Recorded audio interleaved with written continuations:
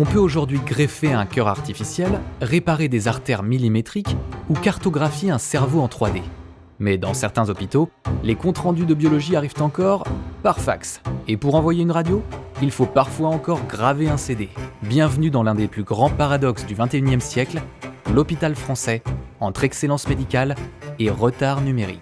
C'est pas une activité humaine comme les autres de prendre soin des personnes malades. C'est lutter contre une vague, il y a un côté écluser la mer. Ça fait partie des choses de l'existence qui sont indispensables et qui en même temps ne sont jamais finies, quoi. Et c'est vraiment très caractéristique. Je pense qu'on peut pas imaginer un système de santé dont tout le monde soit parfaitement satisfait. On peut jamais avoir le sentiment qu'on a tous les moyens dont on aurait besoin. Pour être franc, j'ai l'impression que depuis 25 ans, le système est en permanence en crise. Une crise qui s'empire chaque année et où on a l'impression d'une dégradation du système de soins qu'on a connu depuis notre jeunesse.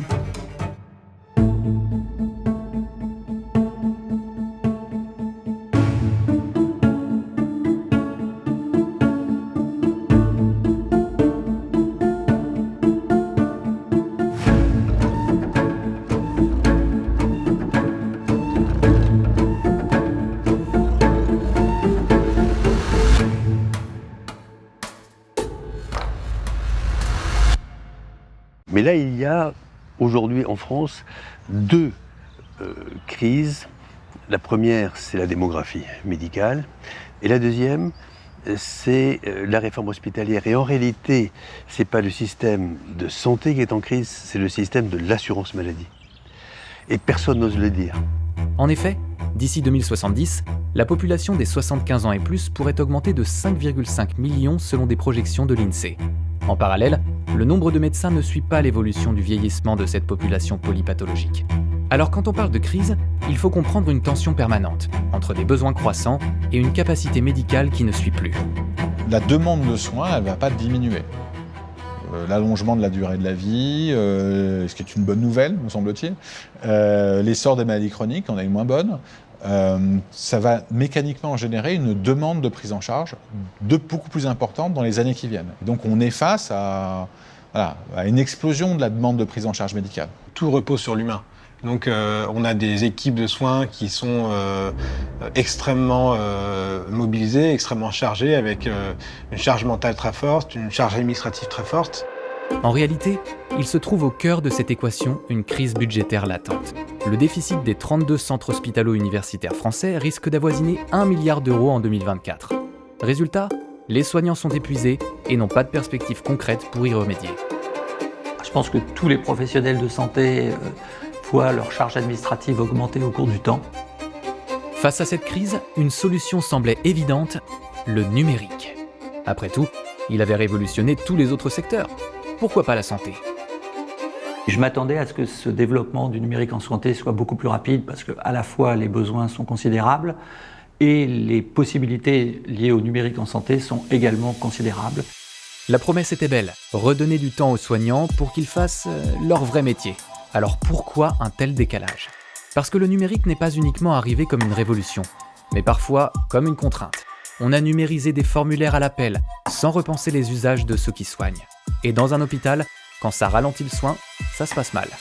Avant, certes, les médecins étaient tout au papier, mais au moins ils avaient la liberté de faire comme ils voulaient.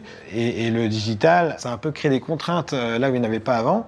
Et les médecins ont dû s'adapter à cet outil-là plutôt que l'inverse. Les premiers logiciels médicaux, une partie d'entre eux, c'était pas des logiciels de prise en charge des patients, c'est des logiciels pour coder les actes administratifs.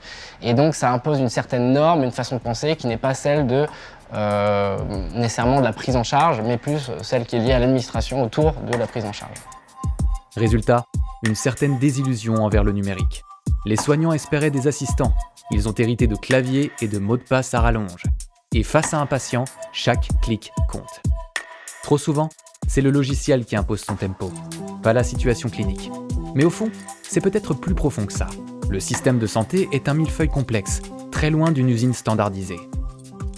La médecine, c'est compliqué, il y a plein de spécialités, plein de prises en charge différentes, donc c'est pas simple de travailler sur ce sujet-là. En fait, c'est une industrie qui est beaucoup plus complexe que l'industrie bancaire ou bien l'industrie de l'aéronautique pour des raisons extrêmement différentes. Premièrement parce qu'il y a un nombre d'intervenants considérable, que les modalités de financement sont extrêmement variables et qu'il y a une nécessité de personnalisation de beaucoup d'interventions.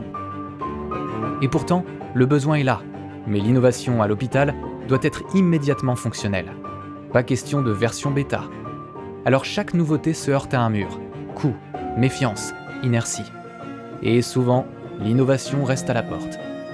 L'hôpital ne peut pas s'arrêter de fonctionner, donc il faut pouvoir amener de l'innovation tout en s'adaptant à l'existant. On est dans une situation compliquée où l'hôpital doit se réinventer. Pourtant, malgré cette fragilité structurelle qui fait barrage à l'innovation, l'excellence de la médecine française est reconnue partout dans le monde, tout comme notre système de protection sociale.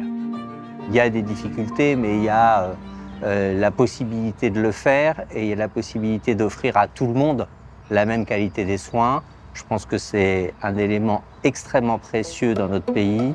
Alors comment capitaliser sur ces atouts sans se priver de ce que le numérique peut offrir de meilleur ? L'équation semble impossible à tenir sans changer de méthode ou d'état d'esprit.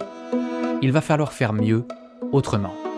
Et pour ça, il va falloir retrouver le pouvoir d'agir et de transcender les obstacles qui sont devant nous. Pour moi, le sentiment d'empêchement, c'est le grand marqueur de notre époque. C'est-à-dire, c'est un affect, c'est un truc qu'on sent et qu'on vit tous, et qui est un peu le sentiment d'être englué dans des choses qui sont infiniment compliquées. C'est une manière de se heurter en permanence à des choses qui, autour de nous, nous donnent le sentiment de nous limiter. Et donc, pour moi, ça, c'est un truc qui est très profondément ancré. Je dis sentiment, pourquoi ? Parce qu'en fait, cet empêchement-là, il n'est pas réel. C'est-à-dire, il y a des stratégies pour réussir à faire des choses quand même. Et donc, c'est un sentiment parce qu'il se dépasse. Et il se dépasse parce qu'en réalité, on a de la ressource, on a de l'énergie, on a de la volonté, on a de la créativité. La seule question, c'est comment on l'exprime et comment on l'exprime à plusieurs. Car c'est peut-être ça le vrai mal du système. Être nombreux à grimper des murs sans être outillés et se voir revenir souvent au point de départ. Mais ce n'est qu'en jouant collectif, intelligemment et avec les bons outils qu'on peut véritablement ouvrir la voie et atteindre le sommet.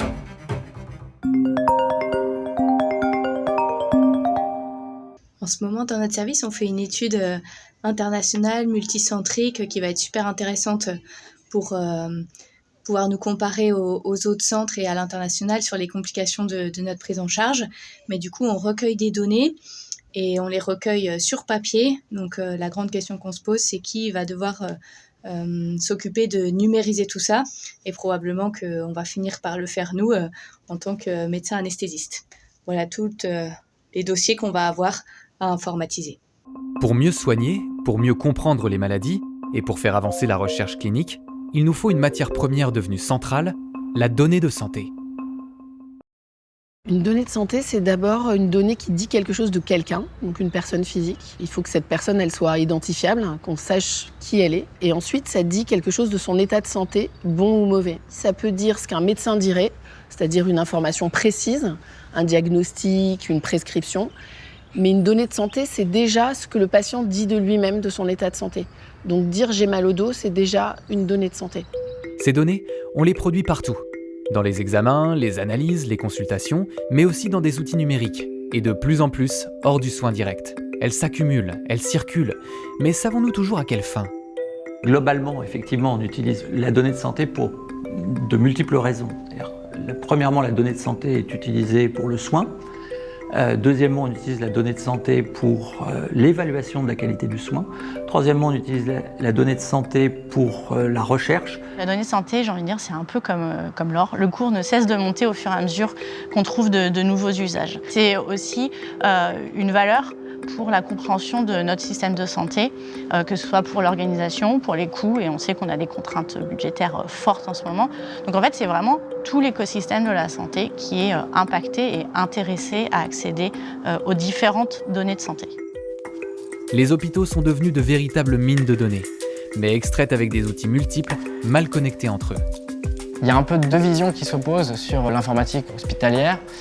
On a soit une vision un peu monolithique, où on se dit je vais avoir un seul logiciel central qui fait tout, et comme j'ai un seul logiciel, un seul éditeur, eh bien je suis sûr que ça va bien fonctionner et que les différents briques vont bien fonctionner entre eux. Ou alors l'autre approche qui est de dire non, je veux le meilleur module pour chaque cas d'usage. En effet, Le déploiement du numérique à l'hôpital a fait la part belle à des systèmes d'information qui sont devenus tentaculaires. Et le système entier s'est vite retrouvé cloisonné. Aujourd'hui, la plupart des hôpitaux ont entre 150, 200, 300, 400 applications différentes. Certains éditeurs de logiciels sont spécialisés sur des segments comme l'imagerie, comme le laboratoire, comme la radiothérapie, comme la réa, l'anesthésie, etc., etc. Et tout ceci essaye de communiquer tant bien que mal avec des normes. Moi, j'ai vu dans une même clinique privée, dans un même hôpital public, le pneumologue et le cardiologue, alors que c'est évidemment des organes qui marchent ensemble, avoir 2 logiciels différents. Et donc ne pas pouvoir se parler. Et donc, je pense que les entreprises, les compagnies qui ont su créer l'interconnectabilité, l'interopérabilité entre les logiciels, ils ont tout gagné. Alors, qu'est-ce que c'est que l'interopérabilité? C'est le fait de faire se parler 2 systèmes différents entre eux. La donnée, finalement, elle est produite à plein d'endroits différents et elle a besoin d'être rassemblée à un seul endroit pour faciliter une prise en charge. Pour faire parler ces systèmes, il faut donc un langage commun. Mais structurer la donnée, c'est la face cachée de l'iceberg. Alors comment peut-on créer les conditions d'un système polyglotte et interopérable à très large échelle? Quand on design des systèmes de pipeline de données, on comprend à quel point, ne serait-ce que définir la donnée, c'est compliqué. Donc au-delà, je dirais, d'être capable de communiquer sur transmettre l'information, est-ce que l'information a la même valeur? Est-ce qu'elle a la même signification?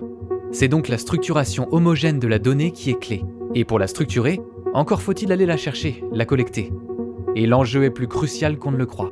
La donnée, pour être utilisable, elle doit suivre tout un processus. Donc il y a la partie collecte auprès du patient et collecte auprès des entités, ville comme hôpital. Ensuite, elle doit être stockée ou hébergée, que ce soit virtuellement ou physiquement.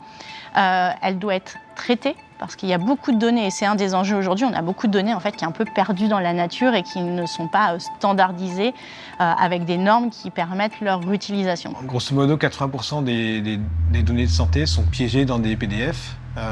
Et ça vient du fait que la coordination médicale se base sur des documents. Et donc c'est la matière première qui est véhiculée dans tous les logiciels, à gauche et à droite. Et donc tant que cette donnée-là, elle est sous forme de texte dans des PDF, elle est difficilement exploitable. Aujourd'hui, l'intelligence artificielle étant capable de comprendre par exemple du texte libre, on peut se passer d'interopérabilité dans certains cas pour faire fonctionner des systèmes entre eux, ce qui est absolument nécessaire pour développer les usages. L'IA peut aider à structurer, trier, extraire l'information utile, même celle cachée dans des textes. Mais quel impact en bout de chaîne? Les bénéfices concrets de l'IA sur la structuration des données, je dirais qu'il y en a 2 principaux. Le premier, c'est du gain de temps, parce que finalement, toutes ces données, cette manipulation des données permanentes par les équipes de soins, ça prend beaucoup de temps. La deuxième chose, c'est qu'en fait, on va pouvoir gagner en qualité, parce que finalement, l'IA va uniformiser les usages et industrialiser quelque chose qui était manuel avant. Si la donnée de santé irrigue le soin depuis la nuit des temps, sa structuration et son partage à large échelle permettraient de transformer et d'assainir en profondeur le système tout entier. Nous sommes à l'aube d'une ère où la donnée de santé peut être exploitée à son plein potentiel. Et si la donnée est une clé de voûte, quelle porte pourrait-elle ouvrir dans le soin ?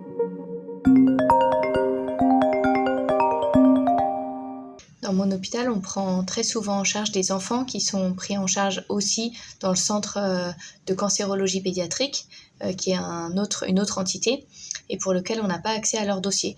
Donc quand on les prend en charge, on n'a pas les résultats des bilans qui ont été prélevés là-bas, on n'a pas leur carte de groupe sanguin, et on est très régulièrement obligé de tout reprélever, tout ça pour des problèmes de transmission d'informations. On a devant nous une transformation du métier, du parcours patient, de la façon de soigner les gens qui est énorme et qui est encore plus importante que celle de l'arrivée du numérique en tant que tel. Les soignants l'affirment, leur métier a changé, plus vite qu'on ne l'imaginait, plus profondément qu'on ne l'aurait cru. Ce n'est plus seulement le numérique qui entre à l'hôpital, c'est la logique des données qui redéfinit peu à peu les pratiques, les décisions et même la relation de soins. Mais que gagne-t-on et que risque-t-on à transformer ainsi la médecine ?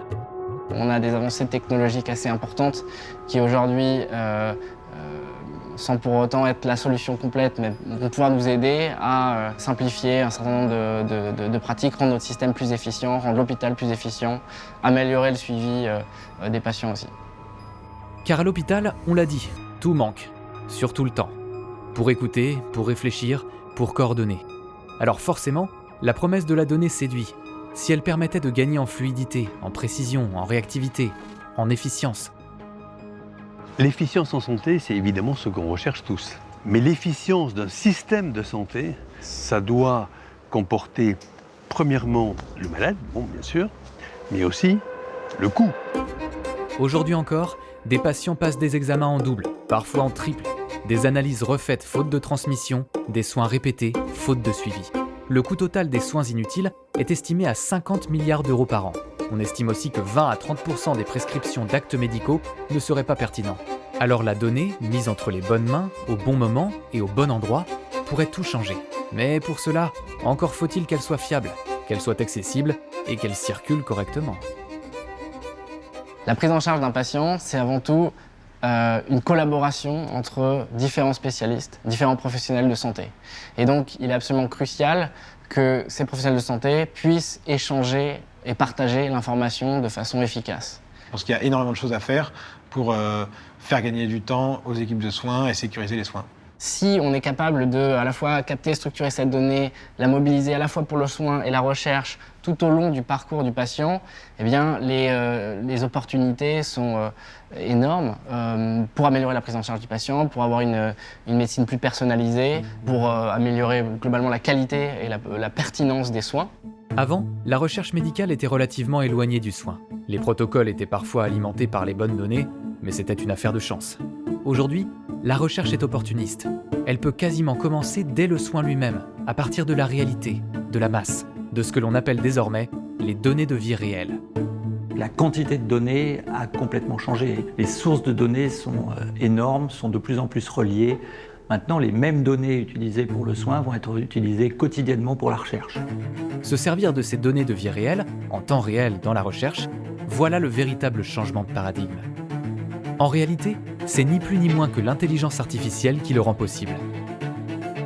Finalement, la recherche, ça vient de la connaissance, et la connaissance, ça vient de la structuration de beaucoup de données. Il faut beaucoup de données, de beaucoup de patients pour être capable de comprendre quels sont les paramètres qui vont influencer le parcours de soins ou l'évolution des patients. Et donc ça, historiquement, c'était fait manuellement par des attachés de recherche clinique ou des médecins ou des internes qui venaient à la main colléger les données dans les dossiers, etc. Donc vous comprenez que c'était extrêmement fastidieux, extrêmement coûteux et donc pas très industrialisable.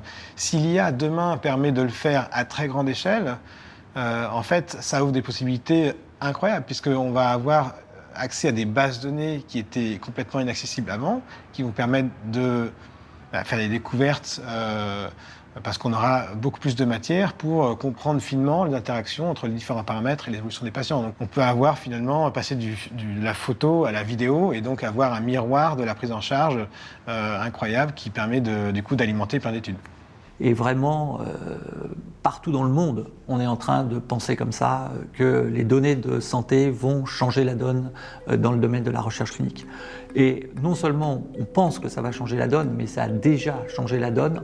Le dialogue singulier entre le soignant et le soigné, finalement, sert à ce que le soigné soit comparé à tous ceux qui lui ressemblent. Et à partir de là, sachant que tous ceux qui lui ressemblent, on sait ce qu'ils sont devenus, on a la capacité de prédire ce que va devenir cette personne soignée ou cette personne prévenue. L'IA promet d'extraire et de ranger la donnée de santé massivement et uniformément à une échelle qui submergerait l'humain seul. Englobante et intégrative, l'IA va propulser des tours de contrôle dans notre système de santé. Elle va changer notre capacité à gérer les flux, à identifier les goulots d'étranglement, à anticiper les pics, à ajuster les équipes, à prédire.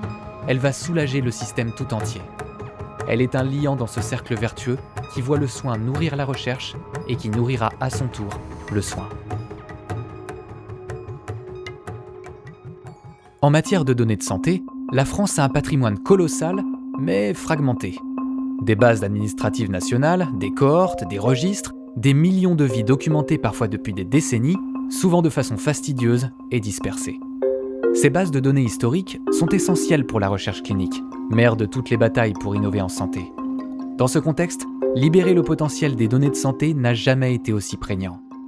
On n'a pas la culture du partage des données. Chacun collecte ses données dans un cadre de recherche, par exemple, et a l'impression d'être assis sur son petit Adore et de devoir l'exploiter là avant de pouvoir le partager. Et en fait, ce qui fait la force et finalement la qualité des données, c'est quand elles sont agrégées. Quand on a des informations qui vont venir se croiser et donner plus d'informations, que ce soit en termes de nombre de patients ou d'informations pour chacun des patients. Les données de santé aujourd'hui, on a l'impression que c'est un peu la chasse gardée des médecins, alors qu'en réalité, on a besoin en tant qu'acteur, que ce soit public, les administrations, la sécurité sociale, les hôpitaux, mais aussi les acteurs privés comme les industries de santé, d'avoir accès à la donnée. Mais quand il s'agit de santé, la vigilance est d'autant plus grande. Parce qu'une donnée de santé, ce n'est pas anodin.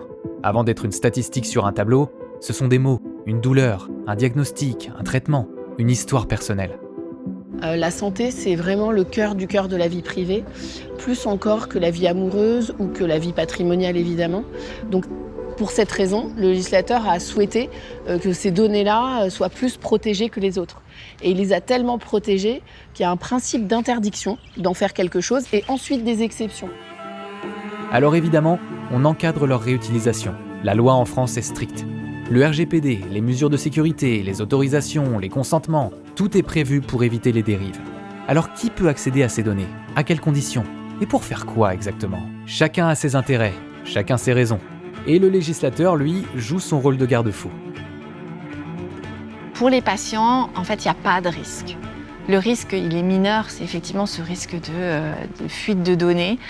Il n'est pas nul, on est d'accord. Il y a des hôpitaux qui se sont fait hacker, il y a des assureurs, même eux, qui se sont fait aussi pirater. Mais le risque de freiner l'innovation est beaucoup plus important parce que tous ces nouveaux outils qui vont être déployés à partir de l'apprentissage, à partir de la donnée, vont avoir un potentiel qui va venir compléter le médecin. C'est complètement schizophrénique de dire en même temps il y a un cadre complexe et on met des règles pour l'usage et en même temps un tel n'ont pas accès aux données de santé. Donc on a fixé le cadre pour accéder aux données, pour des objectifs légitimes, licites. Et moi j'aime bien dire que c'est pas la peine de les stigmatiser, ces autres métiers. Et on pense ici très fort aux industriels de santé et aux assureurs, parce qu'ils font quand même des métiers, des services et des produits dont chacun de nous a besoin. En dépit de toutes ces craintes et de l'anxiété qu'il y a autour du sujet, il y a quand même peu de sinistres autour des données de santé. Très très peu. Les acteurs se comportent bien, sont volontaires dans le respect des règles. Mais il n'est pas toujours simple de naviguer dans ce cadre, aussi protecteur soit-il. Les acteurs qui souhaitent innover se heurtent souvent à une complexité administrative. Ce qui est compliqué, c'est que on a des cadres qui existent, qui sont très précis, et dès qu'on veut sortir de ce cadre, parce que le projet qu'on développe, il est un tout petit peu différent de ce qui était prévu, tout de suite ça devient très compliqué parce que on a du mal à trouver le cadre qui convient et qui permet de démarrer le projet plutôt en 6 mois qu'en 2 ans. On n'est pas contre des règles qui permettent de se garantir contre des dérives que chacun comprend. Ce qui va être compliqué, c'est les guichets administratifs, les dossiers à déposer, les autorisations, la multiplicité des autorités compétentes. On a un ensemble de procédures assez complexes juridiquement en France qui mériterait, je pense, d'être revu et actualisé au regard des usages et de la nécessité d'aller vers plus de données, plus vite, et d'avoir cette balance bénéfice-risque entre sécurité et accès. Résultat, l'envie de faire est là, mais le démarrage effectif de la plupart des projets, quelle que soit leur envergure, a tendance à traîner. Alors, faut-il assouplir les règles? Pas forcément. Mais peut-être faut-il revoir notre manière de les appliquer. Se demander si la conformité à ces règles protège réellement les personnes, ou si elle satisfait une pulsion normative parfois aberrante. Car derrière chaque tentative d'exploitation des données, il y a un équilibre à trouver. Entre la sécurité et l'accès, entre l'innovation et la précaution.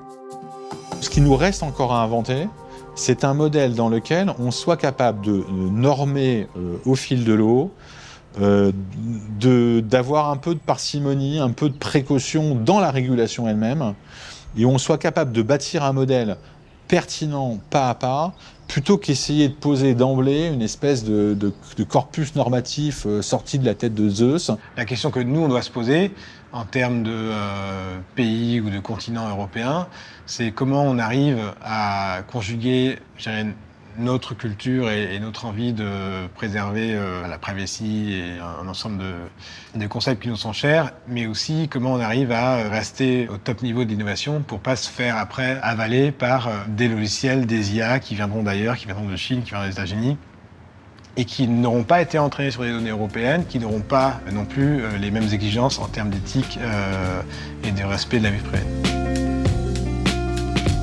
Aujourd'hui, la dynamique semble engagée. L'Europe pousse, les textes évoluent, l'écosystème s'organise. Mais une chose est sûre, on n'en est qu'au début. Et il faudra apprendre à avancer sur un fil. Le point d'équilibre à trouver en France semble donc être le suivant. Une libre circulation de la donnée, sous haute protection. Elle pourrait continuer de propulser un système de santé d'excellence, véritablement guidé par la donnée. Quelque chose est bel et bien en train de changer dans la santé. Dans la façon de soigner, d'organiser, de décider. Aujourd'hui, la santé semble à l'aube d'un nouveau chapitre.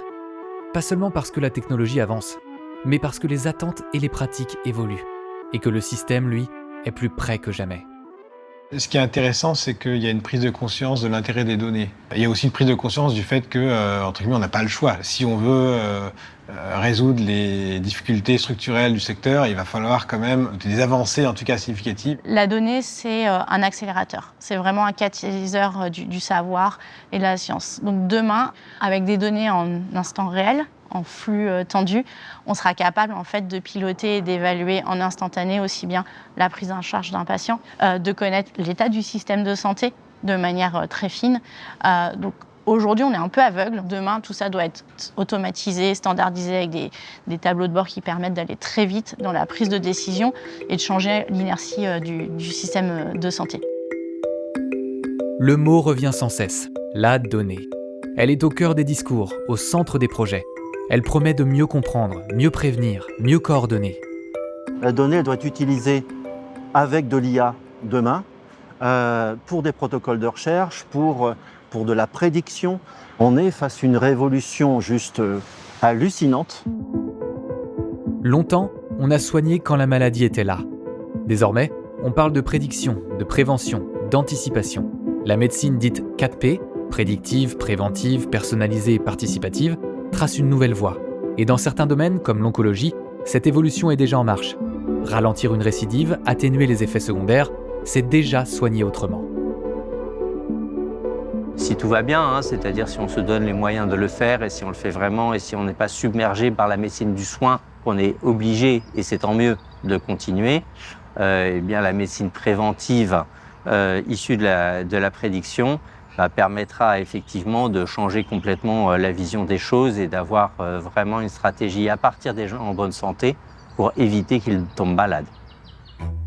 Au cœur de cette médecine 4P, l'enjeu est de mettre l'intelligence des données au service des soignants, afin de les préserver dans le contexte difficile qu'ils continuent de subir. Je pense que l'IA doit nous permettre de gagner le temps que nous n'avons pas. L'idée, ce n'est pas d'avoir moins de soignants auprès des patients, c'est d'avoir plus de temps réellement pour les soignants auprès des malades et moins de temps à réaliser des tâches administratives qui ont une valeur ajoutée limitée. L'impact de cette révolution dans la donnée grâce à l'IA dépend aussi d'un enjeu essentiel, permettre l'adoption des nouveaux outils par les professionnels de santé. Et ça, c'est la responsabilité de ceux qui innovent. Vu la difficulté du secteur, effectivement, les chances de succès sont minces. Je pense qu'on compte sur les doigts de la main le nombre de startups qui a réussi à s'implanter dans plus de 10, 20 hôpitaux en France dans les 10 dernières années. Pour moi, il y a différentes clés du succès. La première, c'est d'essayer de se focaliser sur un cas d'usage et essayer de le faire très bien. Deuxième, c'est viser quelque chose qui soit disruptif versus incrémental. Et le troisième, c'est vraiment penser usage, parce que quand bien même vous avez un projet ou un produit qui est utile, s'il n'est pas intégré dans le quotidien des soignants, ils n'utiliseront pas. La question aujourd'hui, elle n'est pas de se dire est-ce qu'il faut être pour ou contre la science. Je pense que la seule vraie réponse, c'est de dire que l'intelligence humaine, c'est notre arme principale. Et oui, bien sûr, il peut y avoir une forme de naïveté à avoir l'impression qu'on va résoudre tous les problèmes de la planète par des solutions technologiques ou techniques. Et la réponse, clairement, sera non. C'est-à-dire, il va falloir faire des choses à côté. Malgré tout, une dynamique existe. La France est un vivier de talents et possède une médecine de pointe reconnue dans le monde entier. Un État particulièrement impliqué pour faire de la donnée de santé un atout. Mais la fenêtre de tir est étroite.